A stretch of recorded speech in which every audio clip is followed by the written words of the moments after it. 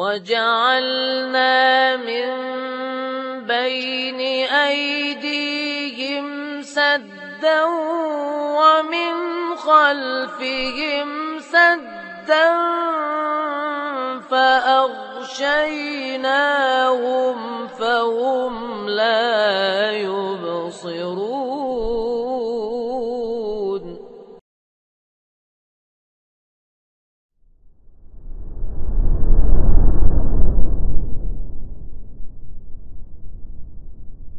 Assalamualaikum warahmatullahi wabarakatuh.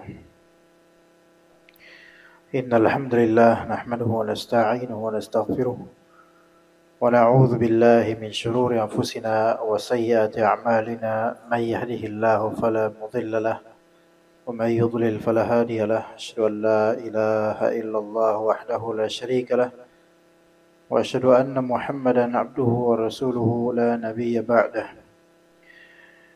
يا أيها الذين آمنوا اتقوا الله حق تقاته ولا تموتن إلا وأنتم مسلمون. فإن أصدق الحديث كتاب الله وخير الهدي هدي محمد صلى الله عليه وسلم وشر الأمور محدثاتها وكل محدثة بدعة وكل بدعة ضلالة وكل ضلالة في النار. أما بعد, jemaah sekalian yang dirahmati oleh Allah Azza wa Jalla, biiznillah wa bitaufiqih wa a'unih, insyaallah kita akan membahas surat Al-Infitar dan tafsirnya. Tidak satu surat untuk satu sesi, melainkan separuhnya insyaallah. Dimulai dari ayat pertama tentu saja sampai mungkin ayat ke 9 biiznillah ta'ala. Kita bacakan dulu ayat-ayat yang akan kita bahas insyaallah. A'udzu billahi minasy syaithanir rajim. Bismillahirrahmanirrahim. Idzas samaa'u fatarat wa idzal kawakibu tatharat وإذا البحار فجرت وإذا القبور بعثرت علمت نفس ما قدمت وأخرت يا أيها الإنسان ما غرك بربك الكريم الذي خلقك فسواك فعدلك في أي صورة ما شاء ركبك كلا بل تكذبون بالدين. Kita mulai dari ayat pertama, jemaah sekalian. Idzas samaa'u fatarat, ketika as-sama', langit, infatarat.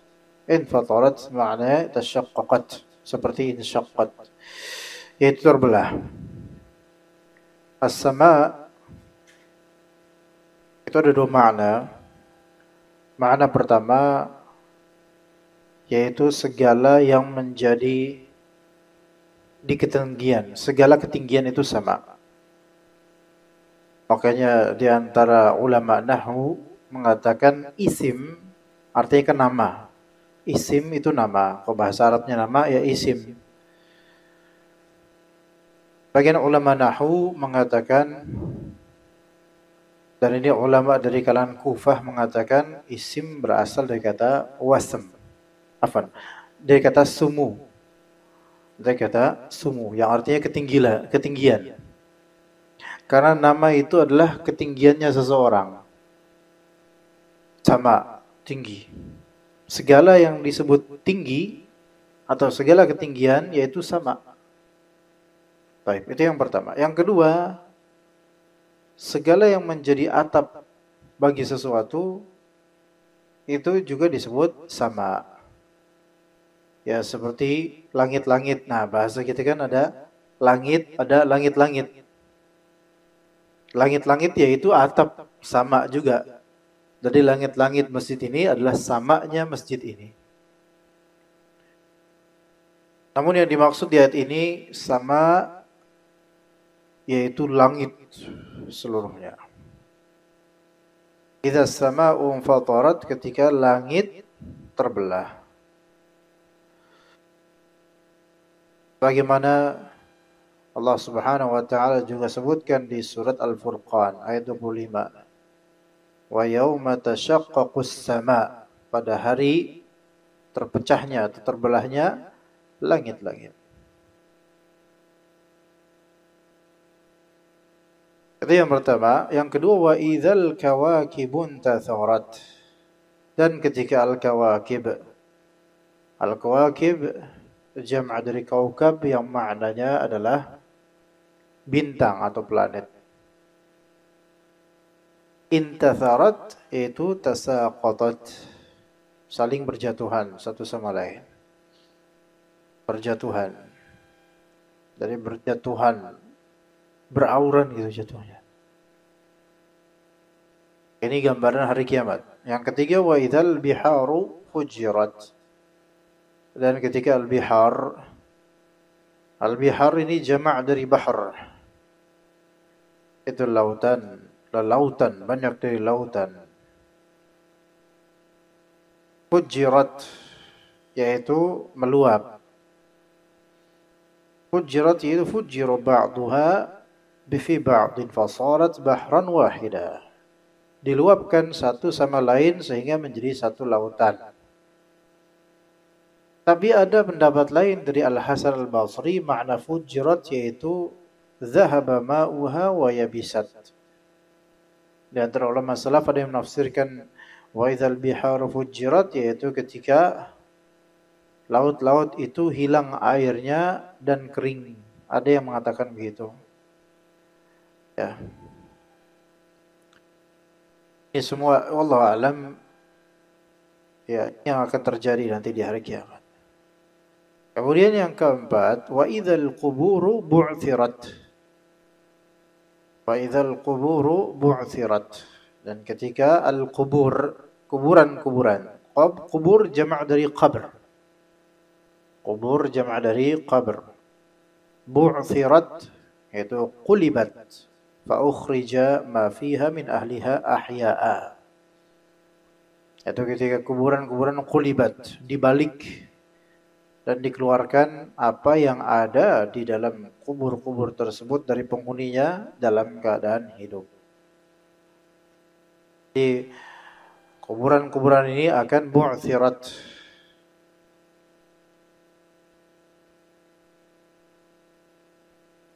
Di surat Ar-Rum dikatakan yukhrijul hayya minal mayyiti wa yukhrijul mayyita minal hayy wa yuhyil arda ba'da mautiha wa kadzalika tukhrajun.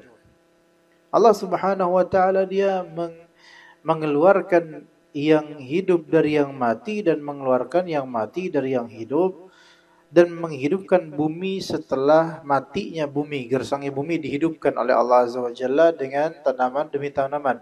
Wa kadzalika tukhrajun. Begitu juga dengan skema dan metode kalian keluar dari bumi nanti. Yaitu keluar dari bumi apa? Dengan cara seperti tumbuhan keluar perlahan-lahan. Jasad kalian mati tadinya dikubur. Setelah dia hari kiamat, ya, manusia semuanya terkubur di bumi. Ya. Maka kemudian Allah Subhanahu wa taala meniupkan memberikan tiupan, yaitu memerintahkan malaikat untuk meniupkan sangkakala kedua agar terjadi yaumul ba'ats, hari kebangkitan. Dan di hari kebangkitan ini manusia dibangkitkan seperti tumbuhan yang tumbuh.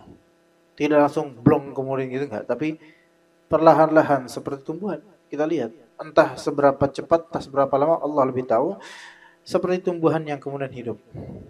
Naik kemudian mulai berjalan di padang mahsyar. Nah ini wa idzal quburu bu'thirat. Jadi dibalik itu kuburan, kemudian dikeluarkan secara hidup-hidup apa yang di bawahnya, dibalik itu. Itu bu'thirat. Ini tafsiran pertama untuk wa idzal quburu bu'thirat. Jadi yang dibangkitkan, dikeluarkan itu manusia dan jin.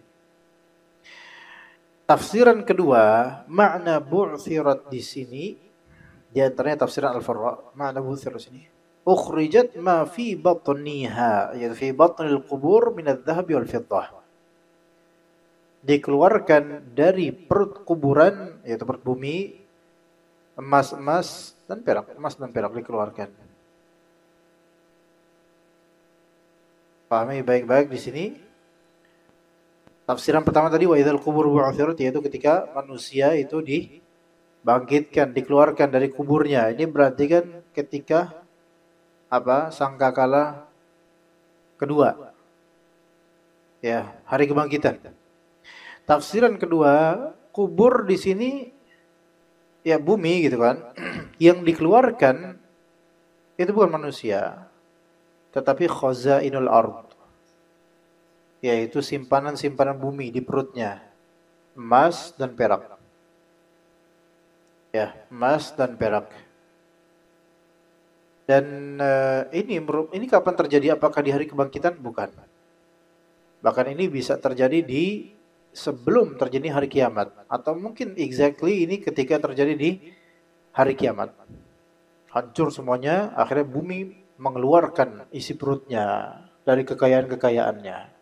Tapi itu tidak ada manfaatnya lagi untuk manusia karena mereka itu berlarian satu sama lain dan tidak sempat untuk memikirkan semua itu dari emas dan perak. Jadi ternyata emas, jemaah sekalian, yang dikejar-kejar kita sekarang itu termasuk, tentu itu termasuk afdhalul amwal, ya, sebaik-baik harta, bahkan parameternya harta gitu kan. Tapi ketika seseorang itu sudah panik menuju kematian, itu udah nggak ada artinya lagi, nggak ada artinya lagi.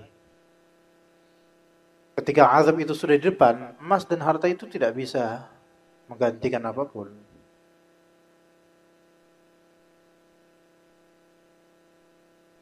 Kalau kita lihat di World Cup misalnya, entah 2020 atau 2000 berapa kemarin itu, Piala Dunia itu, 2022 kalau nggak salah, atau seluruh Piala Dunia lah, kita lihat World Cup yang disingkat WC, ya kan? Singkatannya udah WC. Tapi kita nonton gitu loh, padahal tiap hari kita WC kan gitu. Ketika tim nasional yang menang di final, mereka satu persatu mencium apa? Mencium pialanya. Itu emas memang. Berapa karat Pak itu?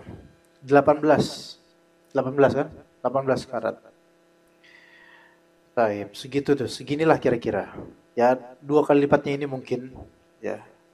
Ditukar sama 2 ini juga pas ini bisa. Nah, berapa? Paling 6.000. Ya. Baik. Mas 18 karat segede itu. Apakah seluruh pemain nanti akan mendapatkannya? Hanya mendapatkan tiruannya saja dibawa ke rumah masing-masing. Adapun originalnya dikumpulkan, bahkan mungkin nggak ditaruh di negerinya, hanya sebagai legenda saja. Udah, ini pemenangnya Argentina, selesai. Nanti di hari akhir terjadi kiamat, goncang bumi, dihancurkan bumi, gunung-gunung saling berlarian dan tertiup. Bumi kemudian memuntahkan isinya dari harta-harta. Manusia ketika itu yang mencari World Cup, ketika melihat bongkahan-bongkahan emas, tidak ada artinya.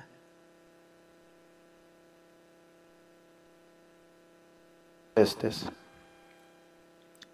Jadi itu makna wa idzal qubur bu'thirat. Baik, sekarang kita lihat ayat 1 sampai 4. Kalau diperhatikan, ayat pertama kontennya as-sama, langit. Ayat kedua kontennya al-kawakib, bintang-bintang. Yang ketiga kontennya adalah al-bihar, laut-laut. Yang keempat kontennya adalah kubur. Apa yang membedakan di sini dari 4 hal ini? Yang membedakan adalah as-sama itu dengan singularity, mufrad, satu. Sementara bintang-bintang, laut-laut, kubur-kubur itu jama' masing-masing, plural. Dan Allah Subhanahu wa taala di atas langit. Bintang-bintang termasuk komponen pengisi langit yang masing-masing kecil dibandingkan langit, enggak apa-apa. Laut-laut jama' banyak. Pur banyak. Sekarang kalau dilihat siapa yang menyembah langit, enggak ada. Ada enggak orang menyembah bintang? Banyak. Adakah orang yang menyembah sesuatu di lautan? Tuh Nyi Roro Kidul. Ada enggak yang menyembah kuburan? Banyak, paling banyak ini. Tapi enggak ada yang menyembah langit. Ya bintang ada, tapi langitnya enggak disembah. Kenapa enggak sekalian nyembah Allah sih gitu kan ya? Nah, gitu. Itu faedah pertama. Faedah kedua, langit itu saking luasnya cukup disebutkan as-sama. Satu, langit dah mencakup seluruhnya. Kadang-kadang di Al-Quran memang disebut as-samawat, langit-langit, untuk menunjukkan derajat tabaqat yang ada 7. Tapi di sini cukup satu, mencakup segala langit dari awal sampai akhir, bahkan nggak ada awal nggak ada akhir, terus langit. Tapi bintang-bintang, laut-laut, kubur-kubur seperti sesuatu yang sifatnya countable, yaitu bisa dihitung berapa jumlahnya sebenarnya. Tapi kalau langit terlalu luas, ya. Dan ternyata semua itu, mau langit kek, mau apa, semua akan dihancurkan pada waktunya. Baik, kemudian ketika itu semua terjadi, yaitu hari kiamat, kata Allah, alimat nafsum ma qaddamat wa akharat. Manusia pun akhirnya tahu. Ma qaddamat wa akharat. Apa arti ma qaddamat dan apa arti akharat?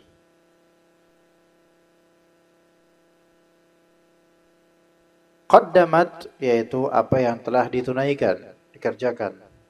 Akharat apa yang dilalaikan atau enggak dikerjakan, diakhirkan gitu loh.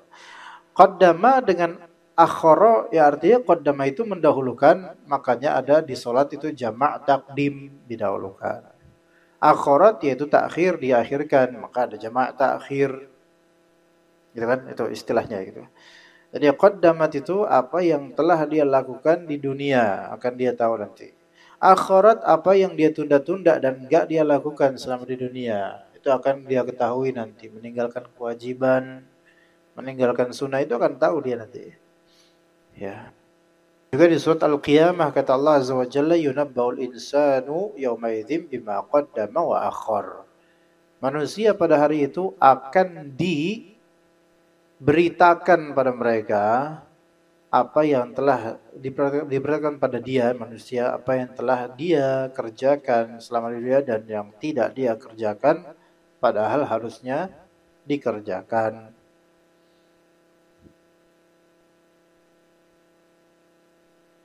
Para ulama mengatakan idza badat hadhil umuru min asyratis sa'ati khutimatil a'mal. Ketika perkara-perkara ini, yaitu langit terpecah, bintang-bintang berjatuhan, laut-laut saling menyatu sama-sama satu sama lain, ahli kubur mereka bangkit darinya, maka itu atau bumi memuntahkan hartanya, maka amalan khutimat, dikhatamkan, yaitu ditutup, disegel, enggak ada lagi waktu untuk beramal.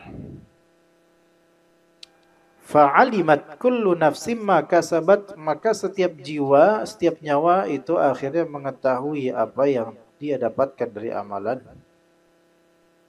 Fa innaha la yanfa'uha 'amalun ba'da dzalik. Tidak bermanfaat amalan setelah kematian. Semua orang di akhirat itu taubat, Pak. Orang di akhirat itu taubat. Tapi gak bermanfaat. Sia-sia. Semua orang, Pak. Ahli neraka semuanya taubat. Bahkan iblis saja taubat dia. Iblis berlepas diri dari kalian semua, iblis. Tapi ya udah tempat di situ. Gak ada manfaatnya. Kapan taubat itu bermanfaat? Sekarang. Dunia ini. Nyawa itu sampai ke leher. Atau sebelum azab itu terlihat ketika sakaratul maut. Ada dua versi ya. Ketika nyawa sudah di leher, ghorghoroh. Ketika dia sudah hanya bisa mengatakan ghorghoroh kayak gitu, nggak diterima taubatnya, walaupun dengan hati nggak terima. Karena mungkin sudah mulai dicabut nyawanya dari area hati. Nah, sedikit lagi tuh keluar. Atau yang kedua, ketika sudah ditampakkan padanya azab, sebagaimana Fir'aun ketika sudah mulai tenggelam di lautan, ditampakkan padanya azab. Sudah tampak azab ini padanya. Maka dia bertaubat. Masih bisa ngomong, masih bisa berbicara di lautan itu, tapi udah tampak padanya azab yang udah menantinya. Maka tidak diterima taubatnya. Tapi kalau sebelum itu, Allah Maha menerima taubat.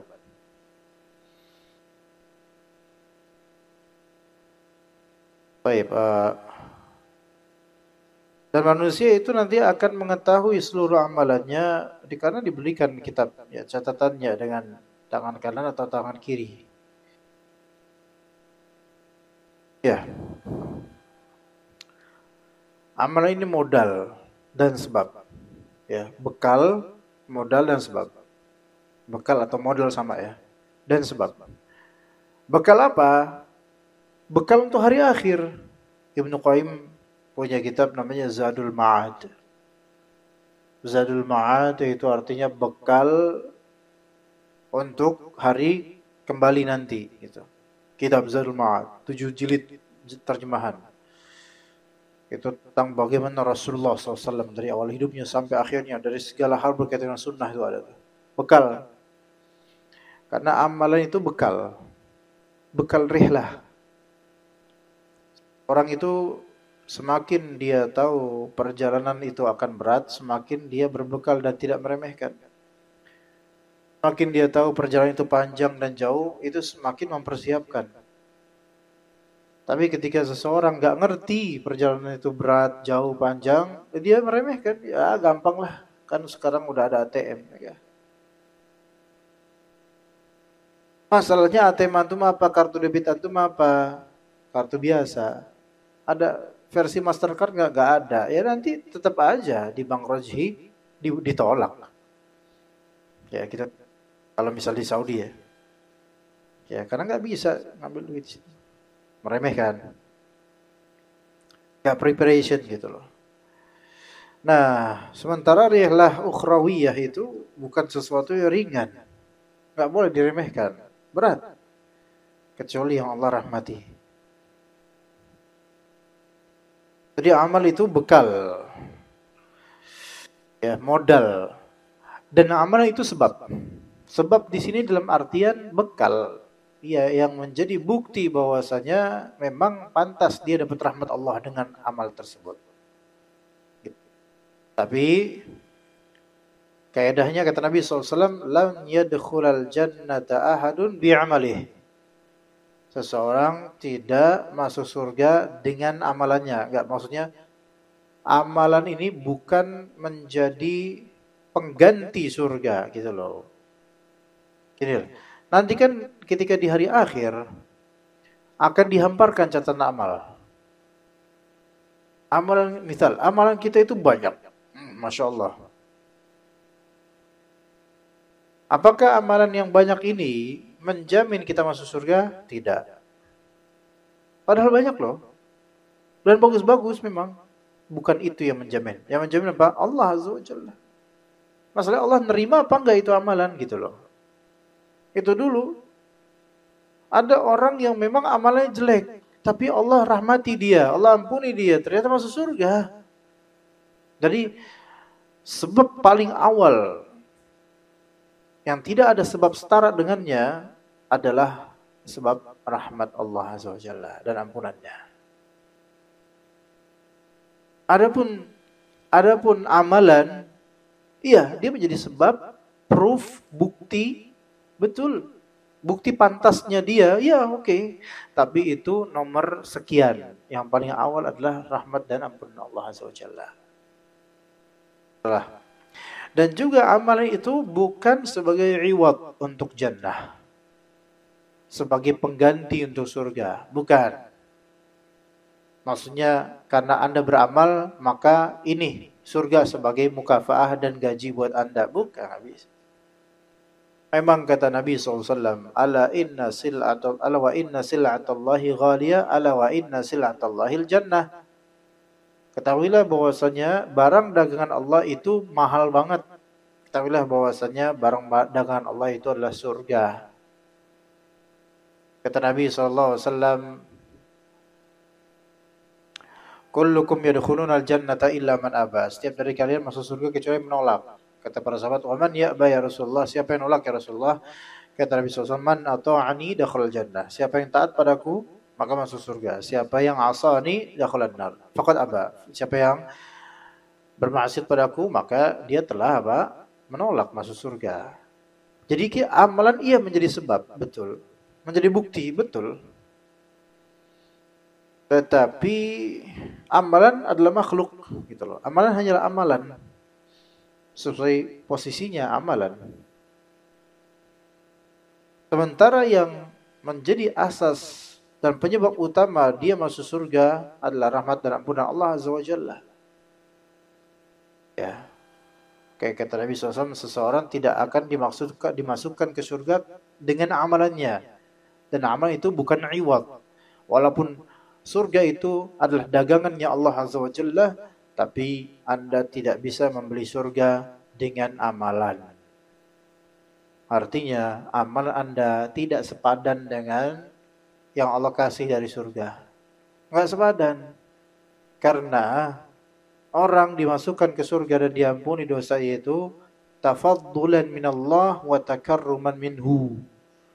Karena fadilah, keutamaan, rahmat dari Allah, pemulihan dari Allah, bukan karena antum itu berhak secara zat, tidak.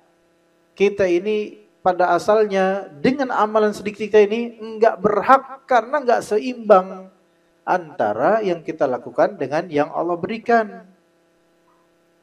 Paham enggak Pak maksudnya Pak? Saya kasih gini Pak, misalnya. Combro. Kenapa tiba-tiba combro? Ya karena saya kok kesini inget combro terus. Isra. Combro dari mana Pak? Indonesia ya. Kalau Misra dari Mesir, Misra.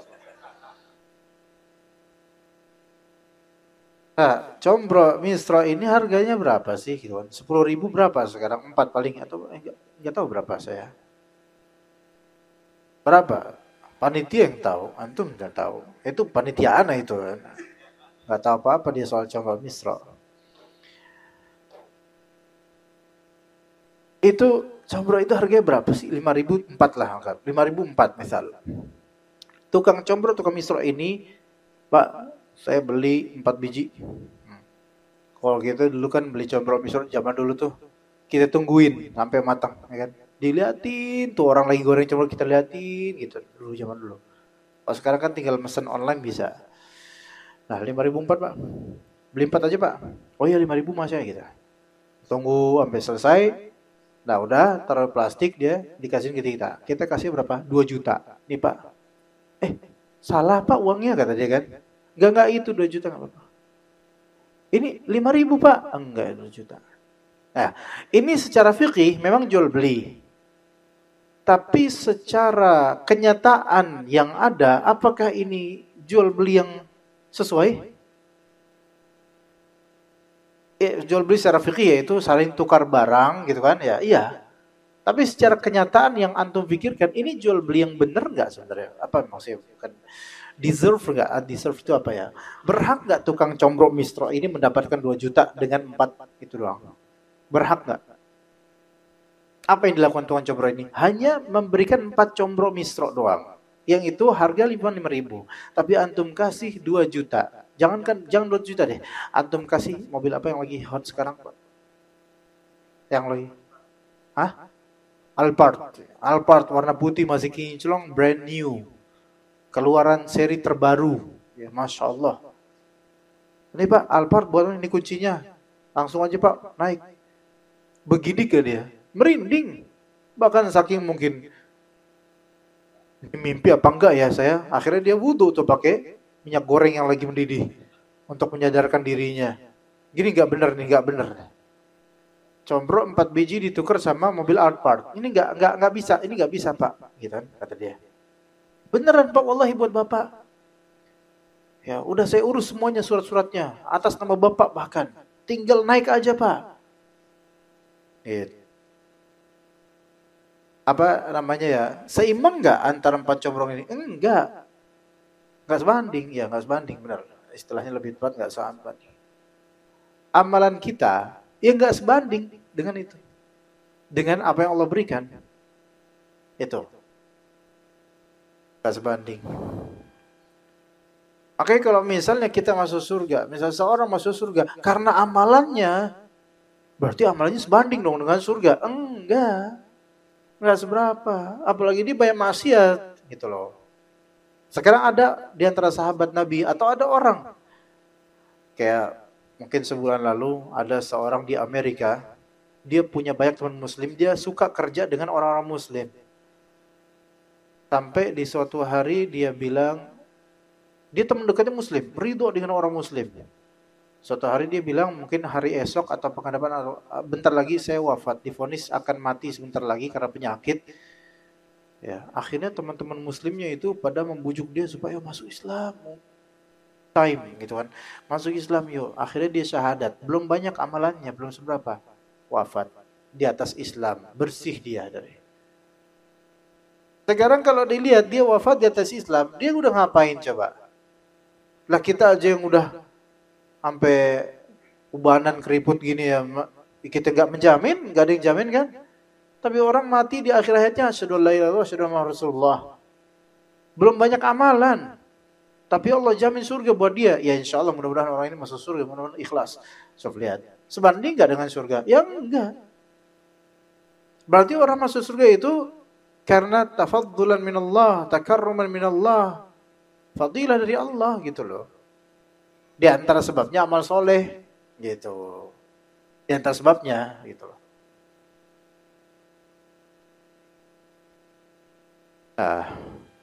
Dan Allah itu wasi'ul maghfirah, luas sekali ampunannya, gitu.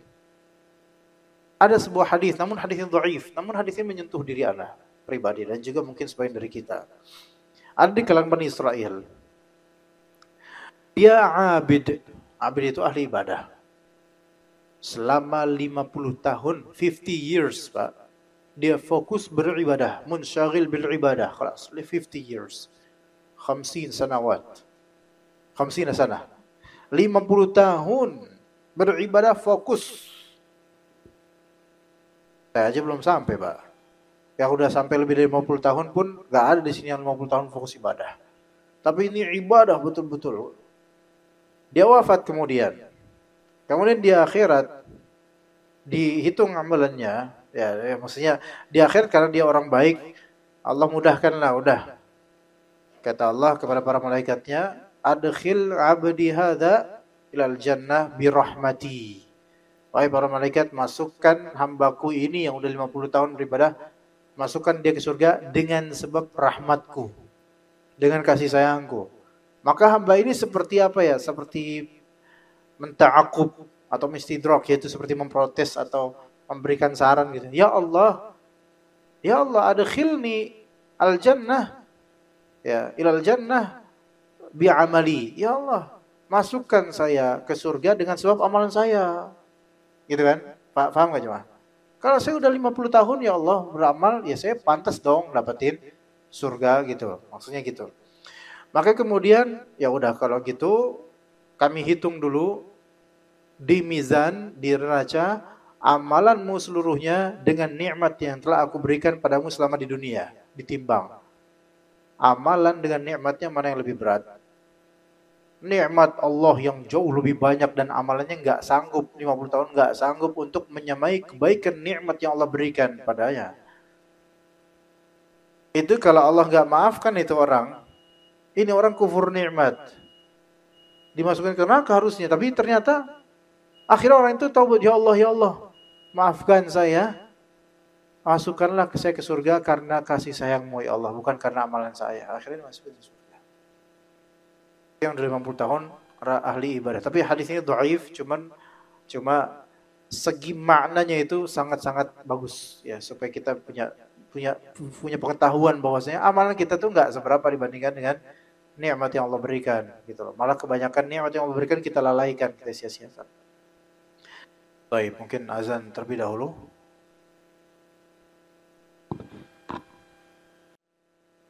Sampai sini jemaah ada pertanyaan atau tidak, Pak? Kira-kira? Tidak ada.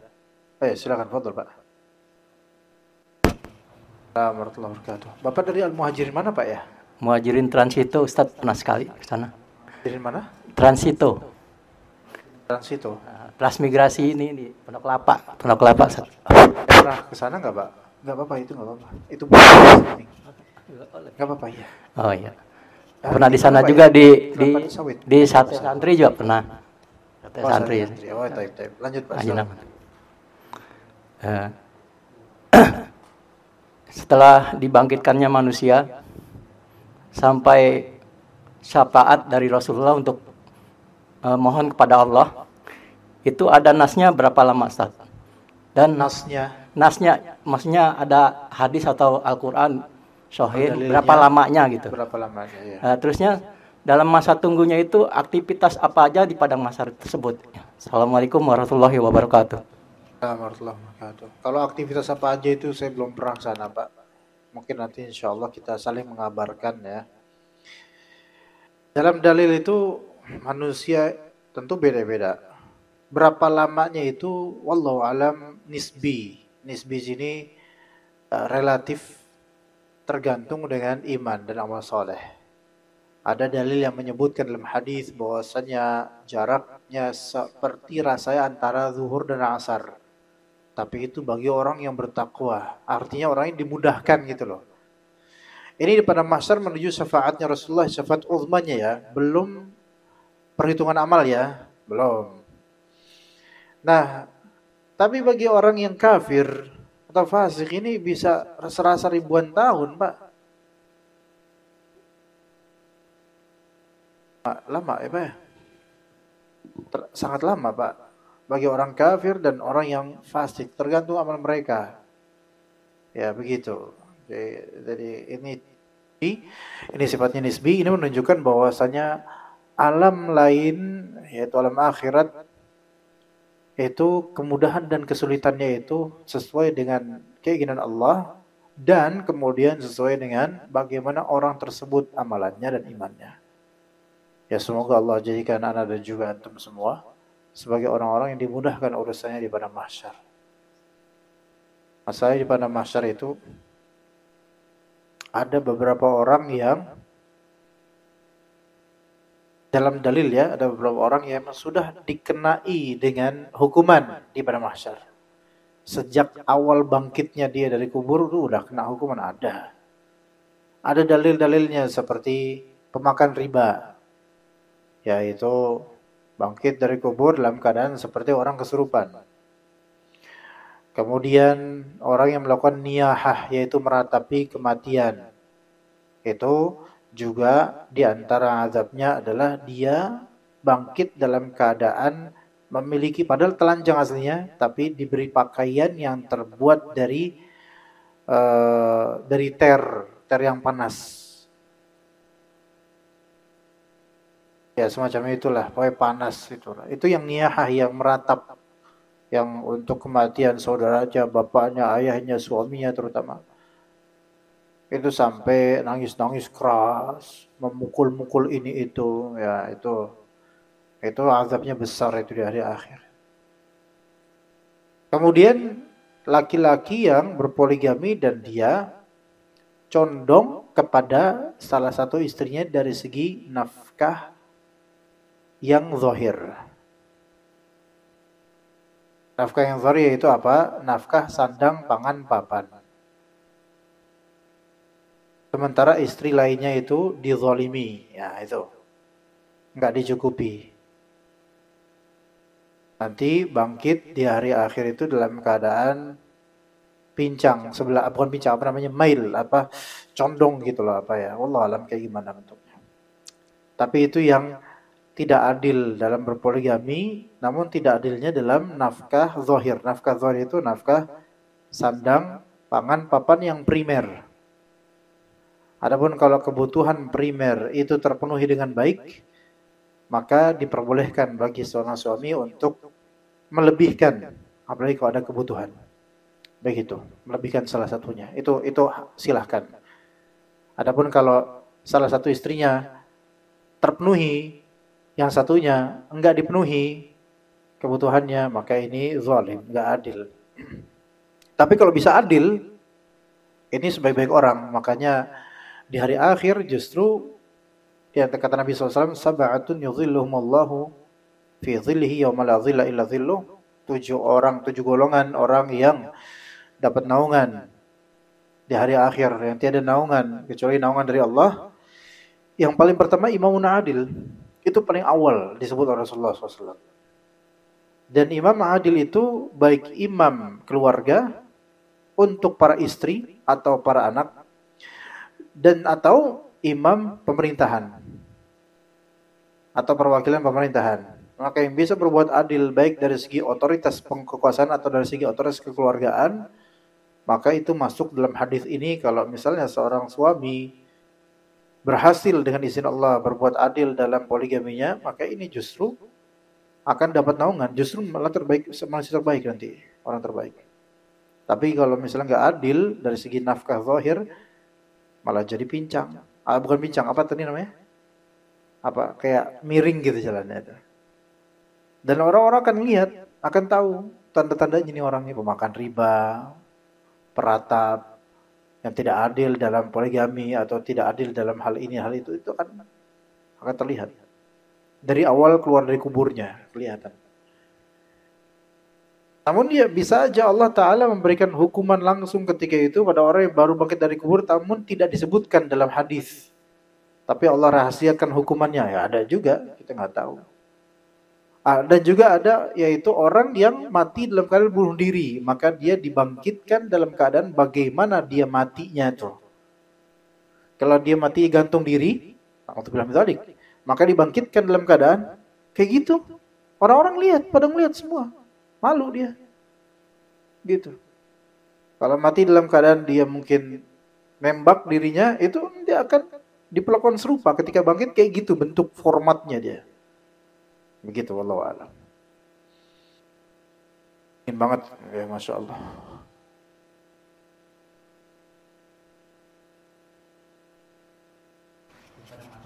Bukan dengan kakinya, tapi dengan iya itu ada. Iya itu ada. Itu orang kufur pada Allah seperti itu. Orang kufur pada Allah, dia berjalan dengan wajahnya. Ulama berbeda pendapat mengenai itu, apakah kayak gitu memang cara jalannya atau itu hanyalah kiasan. Wallahu alam, zahirnya seperti itu. Jadi kepalanya di bawah. Ya, Allah alam, naudzubillah min dzalik. Ya seperti itu. Orang-orang kafir kepada Allah seperti itu. Allah alam. Mohon maaf, satu kali lagi, Ustaz. Ya, Pak. Apakah sahih ya, Ustaz? Saya pernah dengar ada sahabat datangi Khalifah Ali bin Abi Thalib. Sedang sholat malam ya, sholat lail. Ya Ali, kenapa antum tuh rajin sholat pada malam, sholat lail pada malam hari dan siang harinya puasa? Nah, setelah selesai melaksanakan ibadah, Ali menjawab bahwa perjalanan di akhirat itu panjang. Maka dengan ibadah ini aku ingin dimudahkan nanti di padang mahsyar. Apa itu sahih gitu, Ustaz? Kalau sahih kan bisa kita amalkan gitu, Ustaz. Ya, Assalamualaikum warahmatullahi wabarakatuh. Wallahu alam, cuman secara makna sahih, Pak. Secara makna sahih. Tapi secara sanad saya tidak tahu. Cuman maknanya sahih, bahwa saya amalan saleh itu bisa menjadi sebab untuk dimudahkan di akhirat, di padang mahsyar. Iya. Karena kan hadis-hadis menunjukkan hal itu. Orang-orang yang melakukan yang tadi dapat naungan di padang mahsyar, dapat syafaat juga nanti. Kan disebutkan amalan-amalan mereka apa di dunia? Imam adil, kemudian yang infak dengan tangan kanannya dan seterusnya, dan saling mencintai karena Allah dan seterusnya gitu loh. Jadi amalan berpengaruh. Seperti itu Allah. Bapak lain mungkin ada pertanyaan atau tidak? Ada pertanyaan? Silakan Bapak, fadhal. Assalamualaikum warahmatullahi wabarakatuh. Waalaikumsalam warahmatullahi. Nama saya Edison. Masya Allah Pak. Saya mau menanyakan, ini mohon maaf Ustaz ya. Silakan Pak. Tadi Ustaz menyampaikan bahwa Allah memberikan rahmat kepada seseorang bukan karena amalnya. Apakah ini menjadikan satu tafsiran buat seseorang atau buat satu kaum? Kemudian saya cukuplah eling saja. Kan saya kan hanya berharap rahmat Allah aja. Cukup buat dia, yang penting saya udah merasa Allah udah dekat sama saya, dalam hati saya. Ya. Atau mentafsirkan, saya nggak butuh kulit, saya nggak butuh syariat. Yang penting saya buat saya isinya aja, dalamnya saya udah berasa dekat sama Allah. Apakah penafsiran seperti yang Ustaz sampaikan tadi kemudian ditafsirkan seperti ini? Saya nggak butuh syariat. Syariat itu kan cuma kulit. Ya. Gitu ibaratnya. Baik. Assalamualaikum warahmatullahi wabarakatuh. Waalaikumsalam warahmatullahi wabarakatuh. Pertanyaannya bagus banget Pak. Tapi tadi saya bilang Allah Ta'ala memberikan rahmat pada manusia, orang ya. Ya disebut untuk masuk surga, dan diantara penyebab rahmat Allah ya beramal soleh gitu loh. Kalau nggak mau beramal soleh, mengharapkan rahmat Allah itu palsu. Jadi begini. Tadi pertanyaan Bapak penting sekali karena sebagian dari kalangan itu bersandar pada harapan tapi tidak memiliki rasa takut akan ancaman. Khauf itu rasa takut, roja itu harapan. Sebagian dari kalangan, terutama orang Indonesia itu banyak yang pengen dapat rahmat Allah. Saya pengen dapat rahmat Allah, ya Allah rahmatilah saya. Tapi dia itu enggak ada rasa takutnya pada Allah ketika meninggalkan kewajiban.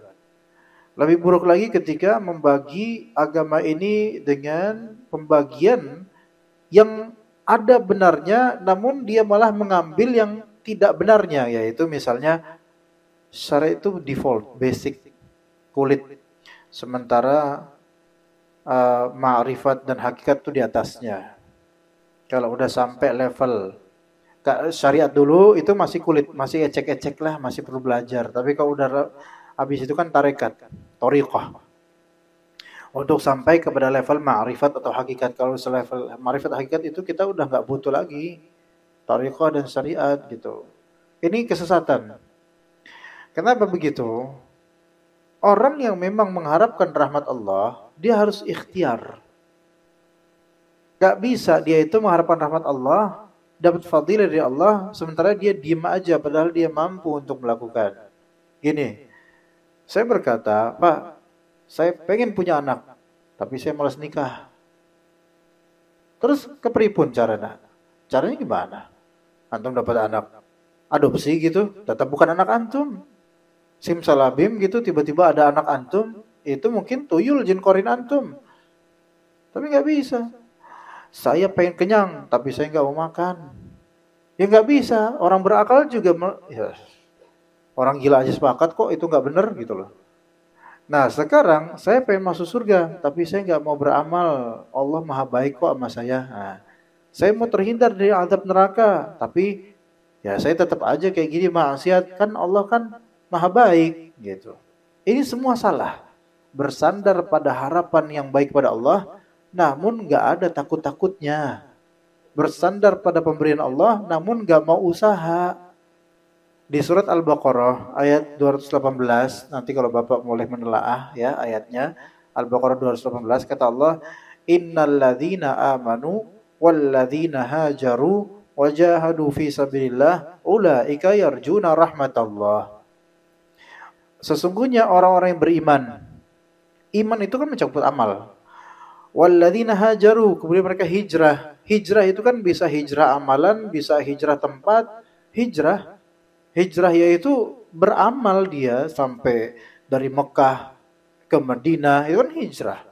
Butuh usaha beramal. Wajahadu fi sabilillah, berjihad fi sabilillah. Jihad di jalan Allah kan itu amalan berat juga itu. Merekalah sesungguhnya, merekalah itu orang-orang yang yarjuna rahmatullah, yang memang benar mengharapkan rahmat Allah.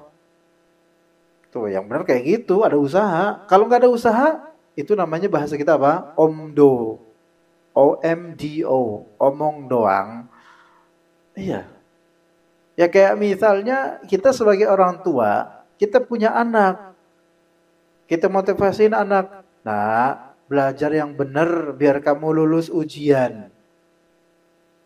Nah, terus dia bilang, Allah maha baik kok, Pak. Saya nggak perlu belajar, pasti nanti Allah kasih yang terbaik buat saya. Masa saya ditelantarkan oleh Allah? Ya ini salah framing, salah ini. Ibaratnya pakai kacamata minus berapa, dia pakai M berapa. Salah. Maka yang benar adalah ikhtiar. Nah, nanti keputusan Allah yang berikan. Dan Allah tidak akan menyia-nyiakan amalan hambanya. Adapun kalau cuma berharap doang, tapi nggak ada rasa takut meninggalkan kewajiban, maka ini namanya ghurur. Ghurur itu artinya adalah terpedaya. Dia terpedaya dengan harapannya sendiri. Seperti seseorang itu memimpikan Laila, mabuk cinta akan Laila, selalu menyebut-nyebut nama Laila, berharap suatu saat akan bersanding dengannya. Padahal Laila sendiri bodoh amat sama dia, gitu loh. Karena dia boro-boro nggak pernah datang ke rumahnya Laila, nggak pernah mau melamar Laila, tapi dia bermimpi akan bersanding dengan Laila, maka disebut Laila Majnun. Mungkin bisa difahami Pak ya. Jadi kita harus ikhtiar. Bapak ke masjid, kita ke masjid. Coba buat apa? Supaya kita dapat rahmat Allah gitu loh. Penyebab Allah Ta'ala itu merahmati, ada yang tanpa sebab, ada yang dengan sebab. Tapi kita kan harus ikhtiar gitu loh, supaya kita dapat ridho gitu dari Allah. Dulu kita waktu masih kecil, gimana caranya supaya kita dapat ridho orang tua, supaya kita dapat duit. Itu aja. Waktu kecil kita logis kok, kita ikhtiar dengan cara ngantri minyak tanah, apa-apa kan. Ya, supaya dapat upah. Lah Allah itu lebih merahmati dan lebih besar ganjarannya, maka lebih kita cari ridhonya. Ya seperti itu Pak ya, mungkin jawabannya. Semoga bermanfaat. Sallallahu ala nabiyina Muhammad wa ala alihi washabihi ajma'in.